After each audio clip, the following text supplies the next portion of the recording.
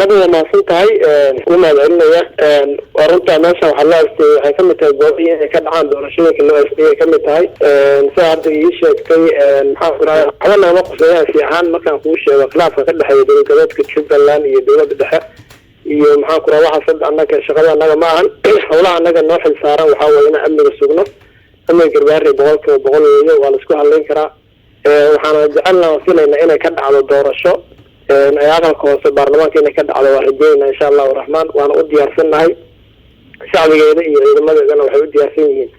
si ay u sugnaayeen amniga ama ay qayb qaadan lahayn doorashadaas inay dhacdo waa gartay maadaama taliskii saldhigaatiin si ay ugu diyaar garowdeen doorashooyinka aqalka hoose dhawaan la filayo in dalka ka bilaabato garbaare inay ka mid tahay goobaha loo aasteeyay doorashada waa socota garbaare waa magaalo xor ah oo 13 sano camal ay xor tahay oo kooxda meediidka laga xoreeyay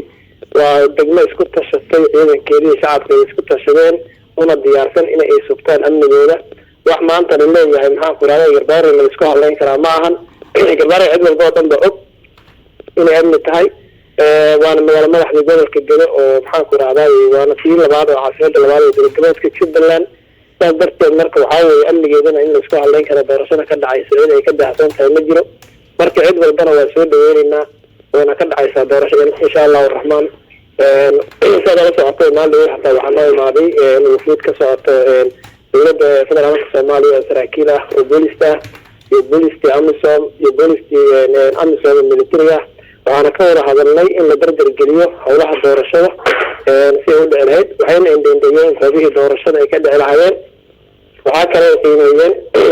أمن الجيل المجالة يكون مجالة كل حلوين ولو التجين ونفق فوق المجالة التجين حينا كرينا عادين هرينا وأركن هرينا لوشي جينا كرباري أمن تلاهي كان بأكر تدور الشباب سنة ديار فيهن تذكيري المدى جينا وأركن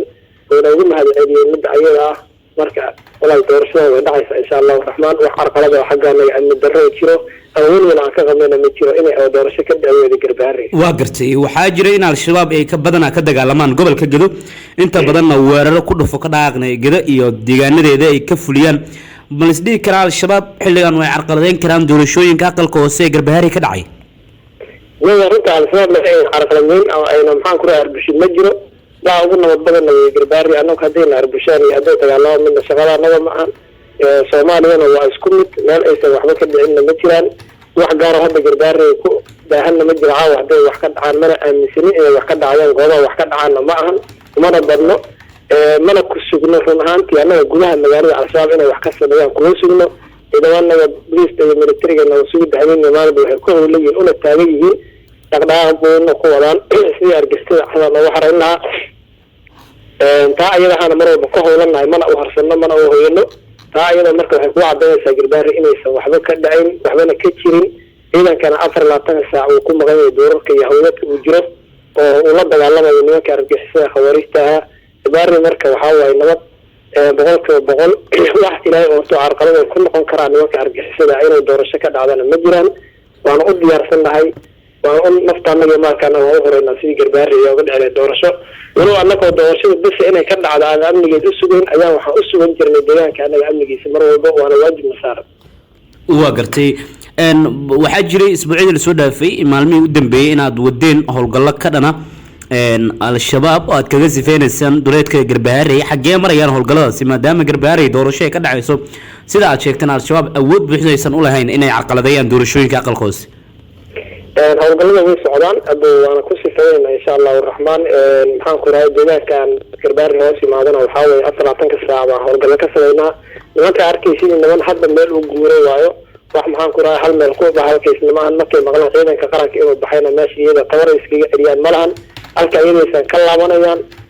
ama ka cararayaan marka iyada marka meel kasta oo laga sheego oo deegaanka garbaari u dhow waa ku baacsana waana aadna wax insha Allah rahmaan carqaladaha lagu keenaysan malahan howlgalladana waa sii wadan doonaa doorashadana way dhacaysaa garbaarina waa meel isku haleyn kara Soomaaliya dhan ogtahay ana ugu baaqaya Soomaaliya gudaheeda in maxaan ku raacday laga wada shaqeeyo amniga guud ee deegaanka ee maxaan ku raacay Soomaaliyeed oo ugu meelaya ciidanka qaranka oo diyaarsan tanayada waa gartay ugu dambeyn ma la dhihi karaa garbaari xilligan waxay diyaar u tahay inay martigeliso doorashooyinka aqalka hoose ee ka dhacaya Soomaaliya iyo deegaanada Jubbaland